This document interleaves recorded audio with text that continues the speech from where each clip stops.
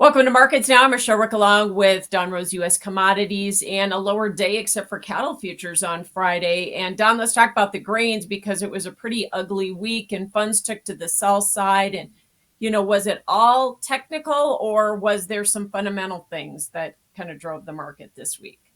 Well, I think when you look at it, Michelle, at rear view mirror, it's really we're taking risk premium out of the market. The government came out with some really lofty numbers as far as yield, production, and ending stocks on their first estimate on the crop size and the crop prospects for 23, 24. And that really was one I think that is really caused a lot of risk off selling, a lot of concern.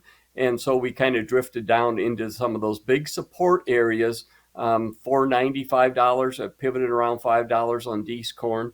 November soybeans, a $12 kind of pivoted, whether you want to call it 11.70 to $12, kind of a range there. So I think it's just a market that we moved down. We took some premium out, and we've really been coming under some pressure for the last 2 years, ever since May of 2022. So we're trying to work down to a level, that we can actually compete in the world with big Brazil crops coming at us. So I think that's where we're really at, is we're just trying to reach a new level that we feel comfortable with a full growing season ahead of us.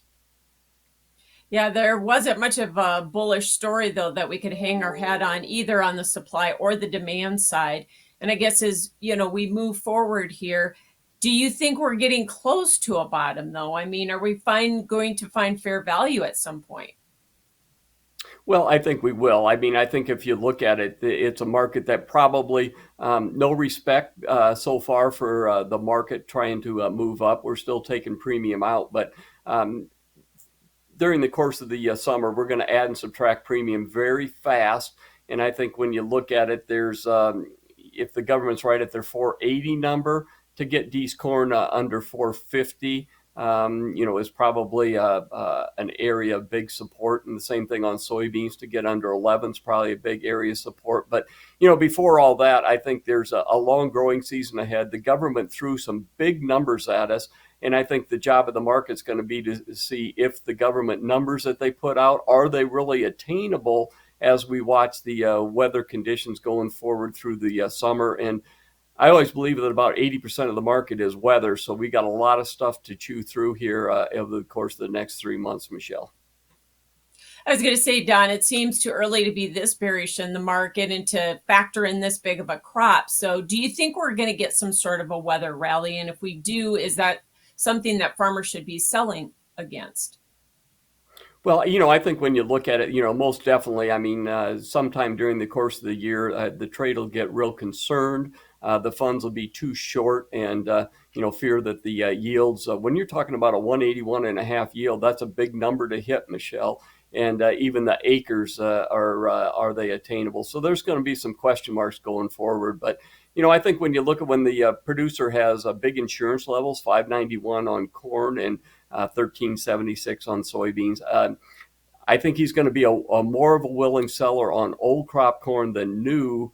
We still have some big prices on old versus new, but certainly catch up risk management on rallies is what you're going to look for on these sharp rallies, because we also have a big carry out of 2.2 billion to deal with.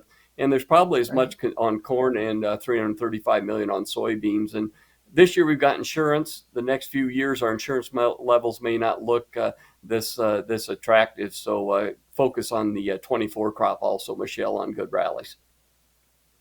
So, Don, this market has really gotten shook up by these China cancellations and the demand picture being pretty negative here on the export front. Are we at a price that's low enough so that we may start seeing some of that export demand come back, or is Brazil still too cheap compared to us? Well, Brazil's big crop is the thing that's really hurting the market, because you're alluding to China has been canceling corn from us just simply because the Brazil's corn is cheaper. But during the month of May so far, the Brazil corn has actually come up about 50 cents a bushel. And our crop has been coming down. At one time, they were about $1 cheaper. So that's changing pretty quick. And actually, as you hit the end of August forward, our corn and soybeans are actually cheaper than Brazil. So there's just this little window particularly as they harvest their corn crop that we're really going to have to compete with. And remember, their corn harvest really starts the end of June in through August, so that's ahead of us. But no doubt, I think that's what it's about, trying to reach levels where we compete. And we're under it on soft red winter wheat in the world, so that's good news. And the corn's not that far off, and soybeans the same. So one of the only bullish news features that we had this week was the Kansas wheat crop tour, but that really failed to rally the HRW futures. Is that just because we had had such a big rally, like almost $2 off the contract lows going into that report, or was it because we did get the Black Sea Grain Initiative extended, or what? Well, I think again, it's very much just like the other grains. It's a very fragile market, so it's one that we got overbought. We ran up about 75 cents just in quick order in just a few days. Put too much premium in it, and we still have to remember, while it's a smaller crop, we are going into harvest. But there's very little room for yield loss in the world for high protein wheat, Michelle. So that's probably, if you look at the grains, it's probably the best of the worst. It's the one that's going to focus on short term. Long term, probably focus on the soybean oil to help out the soybeans, but that's not today. That's down the road. Just got to ask you, sideline too. We talked about how the grains did try to recover early this morning, and then that kind of ran out of momentum. Was that just because of the debt ceiling talks blowing up there, or what? Well, it's some of that, but also technically, remember, we're in a month trading range between on corn, on July corn, between 569 and a quarter to basically just under $6. So we traded back and forth like that for a month. Then we got through that on the downside, and the technical selling window was wide open. So then we really bounced back 25 cents, Michelle. But what we really did is we went back to about that 71 and three quarters on July corn through the 69 and a quarter. And, we didn't perform very well when we were up 16 cents because we were chewing into the bottom of the range. And then, like you say, we get a little bit of negative news and the tech selling to end the week ends. But, that's a good sign when you can rally a market that quick, even though it didn't hold. It tells you that sellers beware is what it really tells you from a technical standpoint. Okay, hopefully that $5 mark will hold there on the December corn. Cattle, kind of the bright spot of the week. We did have higher weekly closes and new contract highs in the feeders. So do you think we can keep that momentum going? Well, when you look at it, that's right. You put in contract highs on the feeder cattle again this week. So part of that on lower corn values. But the cattle market is really the bright light in agriculture, just because the supplies aren't there. They're not going to be for 2 to 3 years.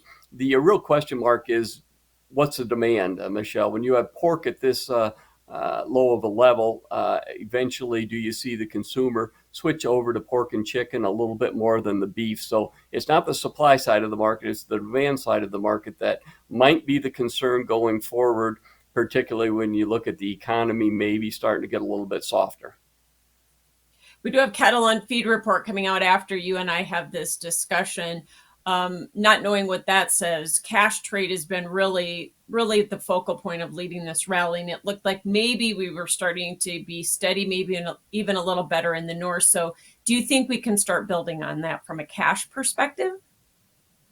Well, the cash cattle market, not a bad trade this week, steady. But really what we did is we put the cash top in the spring, maybe a little bit earlier than normal. And we usually drift down into June, the middle of June, and try and put in a low again in the cash, somewhere in that area. Feels like that's the target we're on. Of course, the summer months of cattle still sitting around 163, 164 for June, August. So we've got a discount dialed into the market. Certainly it feels like the cash market wants to work a little bit lower. Also, the beef market, feels like it's topped. And, usually as we get closer to July 4th, that's hamburger and hot dog time frame. So not the big cuts. So, look for the beef demand to kind of soften up a little bit, drift a little bit lower on the cash, and then see if we can recharge midsummer again, Michelle.